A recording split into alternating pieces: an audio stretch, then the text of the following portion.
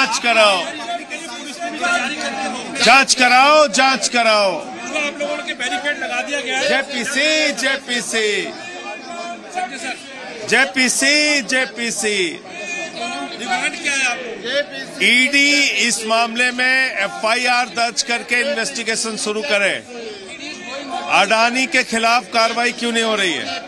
Modi ji India के प्रधानमंत्री हैं या अडानी के प्रधानमंत्री हैं, ये देश जानना चाहता है।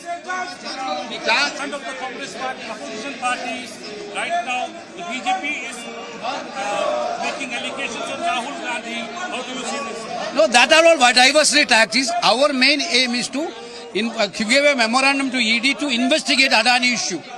That is why MPs are marching.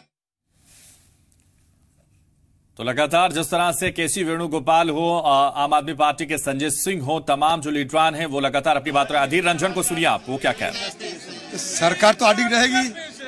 सरकार की दिलचस्पी रह सकते क्या? वो जानते हैं कि अगर जेपीसी का मांग मान ले तो बीजेपी पार्टी की सारे धजिया आम लोगों के सामने उड़ जाएगी। बीजेपी की सारे जो नोटों की, बीजेपी की सारे भ्रष्टाचार आम लोगों के सामने साबित हो जाएंगे। इसलिए नहीं चाहेंगे जेपीसी हो। जब वो विपक्ष में थे तब चाहते थे, अब नहीं चाहते।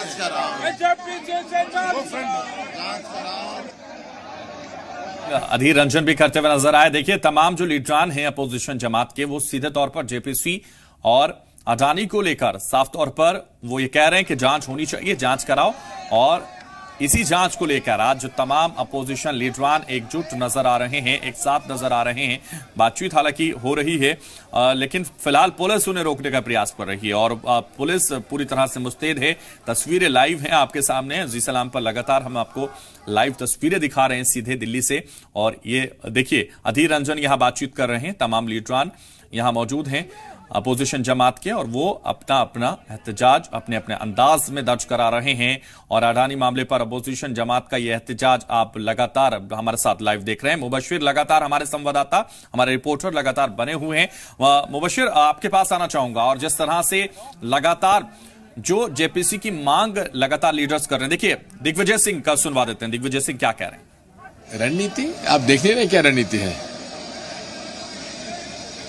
अडानी जी का नाम सदन के कार्रवाई में नहीं आना क्या दर्शाता है?